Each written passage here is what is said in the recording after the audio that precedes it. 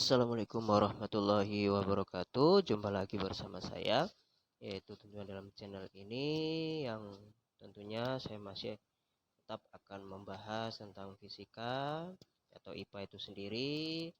Baik yang sudah menonton atau sedang menonton video ini, saya doakan dalam keadaan sehat walafiat.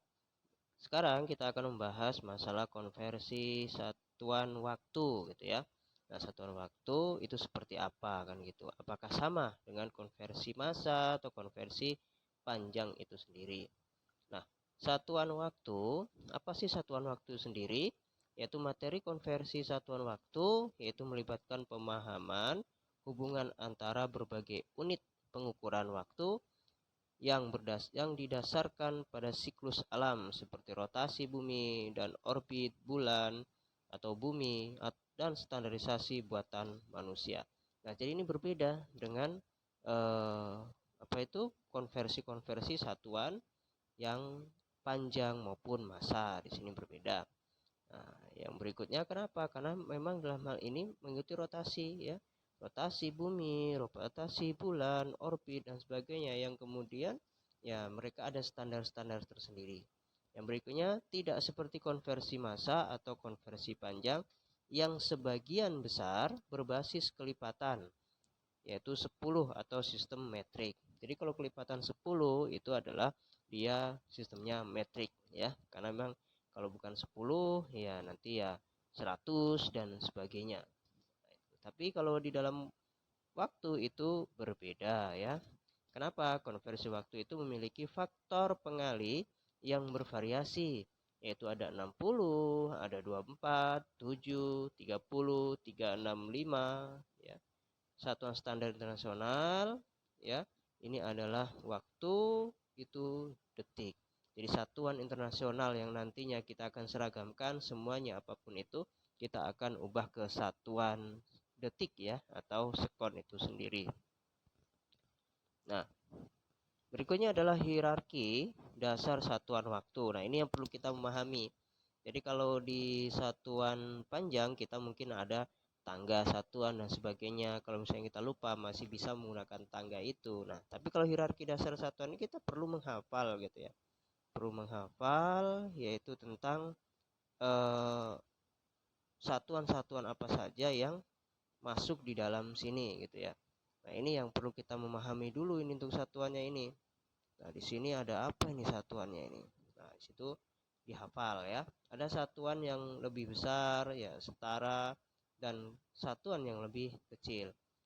Kita bisa melihat di tabel ini ada 1 menit itu sama dengan 60 detik, 1 jam itu sama dengan 60 menit, kemudian 1 jam itu sama dengan 3.600 detik, 1 hari itu sama dengan 24 jam, 1 hari yaitu sama dengan 86.400 detik, 1 minggu itu 7 hari dan seterusnya. Kita bisa untuk melihat tabel ya dasar ini supaya dalam pengerjaan atau konversi nanti waktu kita bisa untuk memahami secara jelas.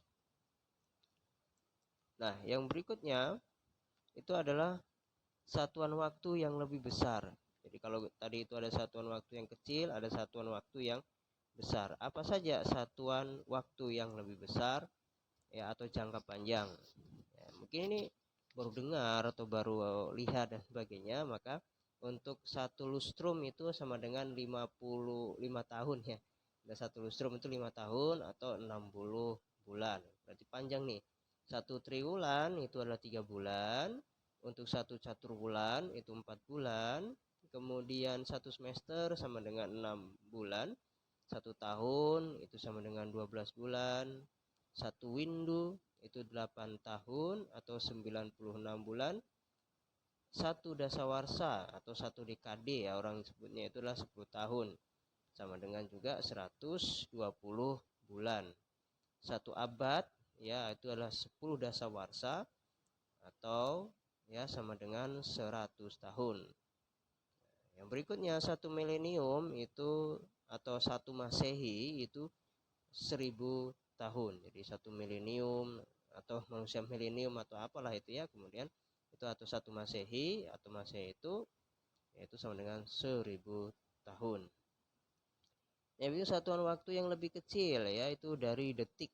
Apa saja? 1 detik itu sama dengan 1000 mili detik. Ya, jadi kecil sekali. 1 mili detik itu adalah 1000 mikrometer. Ya, mikrometer. Jadi kecil sekali. Untuk itu maka cara melakukan konversi satuan waktu. Nah, gimana caranya ini? Ya, prinsip konversi satuan waktu adalah perkalian jika mengubah dari satuan besar ke kecil, atau pembagian jika mengubah dari satuan kecil ke besar menggunakan faktor konversi yang relevan. Jadi ada faktor kali, juga ada faktor bagi. Kalau besar ke kecil maka dikali, kalau kecil ke besar maka itu dibagi. Contoh untuk mengubah jam ke detik atau satuan besar ke satuan kecil. Nah, sini berapa detik dalam 2 jam. Berarti hitung ini 2 jam itu berapa detik gitu ya. Kita tahu 1 jam itu, kita lihat yang tadi tabelnya, 1 jam itu adalah 60 menit dan 1 menit itu sama dengan 60 detik. Ini pengetahuan awal yang kita harus pahami dulu. Yang langkah pertama, 1 jam itu ke menit. Ya, kita akan jadikan semuanya ke detik ya. Jadi 1 jam itu ke menit. Berarti ada berapa jam? Berarti ada 2 jam. Maka 2 dikali dengan 60. Kalau misalnya nanti soalnya berapa detik dalam 3 jam, maka ya 3 jam kali 60. Nah, hasilnya berapa? 120 menit. Nah, kemudian langkah kedua, menit itu dijadikan ke detik gitu ya. Menit jadikan ke detik. Nah, berapa? Nah, menitnya tadi berapa yang telah kita dapatkan dari 2 jam itu diubah menjadi menit, yaitu 120 menit. Nah, 120 menit ini dikali dengan 60 ya, jadi 7200 detik. Nah, jadi kalau misalnya soalnya nanti berubah misalnya berapa menit dalam 2 jam, ya maka sudah jelas yang langkah pertama kita pakai. Berarti 2 dikali dengan 60 sama dengan 120 menit. Nah, jadi 2 jam itu adalah sama dengan 7200 detik. Nah, kita lanjut, yaitu contoh kedua untuk mengubah menit ke jam, yaitu satuan kecil ke besar. Nah, bagaimana nih? Berapa jam dalam 180 menit? Jadi berapa jam ya 180 menit. Nah, kita tahu 1 jam itu 60 menit. Ya, atau 1 menitnya itu 1/60 jam. Perhitungannya berarti 180 itu dibagi dengan 60, berarti 3 jam. Ya, 3 jam. 180 dibagi dengan 60. Kenapa? Yang tadi itu berarti 180 karena 1 jam itu 60 menit ya. Ya, 1 jam 60 menit, maka 180 itu dibagi dengan 60 maka menghasilkan 3 jam. Contoh ketiga yaitu menggabungkan satuan. Nah, berapa menit total dari 1 jam 15 menit? Nah, yaitu berapa menit? Nah, soalnya adalah untuk semuanya diubah menjadi menit. Ya, yang belum satuannya menit adalah 1 jam. Nah, maka 1 jam ini kita ubah untuk menjadi menit, berarti 1 dikali dengan 60. Berarti 60 menit per jam. Ya, 60 menit per jam. Nah, jadi sama dengan berapa? 1 kali 60 menit berarti ya 60 menit gitu. Berarti 1 jam itu 60 menit.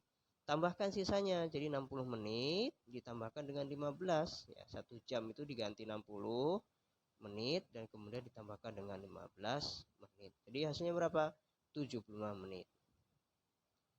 Baik, lanjut kita ke contoh yang berikutnya.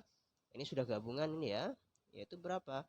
Kecepatan maksimal mobil yang melaju di suatu jalan tol adalah 90 km per jam. Berapa meter per detik kecepatan maksimal mobil di jalan tol tersebut?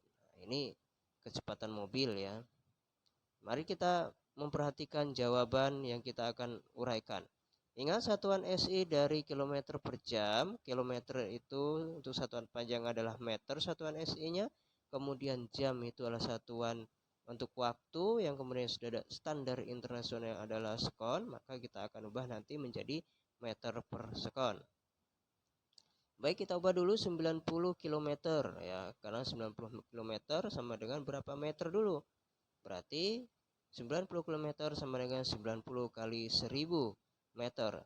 Jadi hasilnya adalah 90.000 meter. Yang berikutnya adalah 1 jam itu berapa detik? Ya, 1 jam itu 1 dikali dengan 3.600 detik yang kita sudah pahami tadi di tabel. Berarti sama dengan 3.600 detik. Nah, ingat berarti di sini akan M per S. Berarti intinya ya, yang meter itu adalah 90.000, yang kemudian sekon itu adalah 3.600, maka dibagi aja. Dibagi berapa? 90.000 dibagi dengan 3.600 detik. Ya. Nah, hasilnya berapa? Hasilnya adalah 25 meter per detik ya, atau 25 meter per second. Nah, ini untuk soal latihan nanti bisa dikerjakan, bisa dipahami sesuai dengan pembahasan yang dipaparkan. Ya, mungkin untuk melancarkan, melatih ya supaya kita lebih memahami dengan seksama. Baik, terima kasih. Itu untuk konversi satuan waktu yang berbeda dengan satuan panjang. Mudah-mudahan bisa menginspirasi dan bisa menambah wawasan dan ilmu pengetahuan kita tentang konversi waktu itu. Nah, sehingganya kita tidak akan salah dalam konversi waktu dalam kehidupan sehari-hari. Baik, demikian yang bisa saya sampaikan. Mohon maaf apabila ada kata-kata yang salah. Saya akhiri. Wassalamualaikum warahmatullahi wabarakatuh.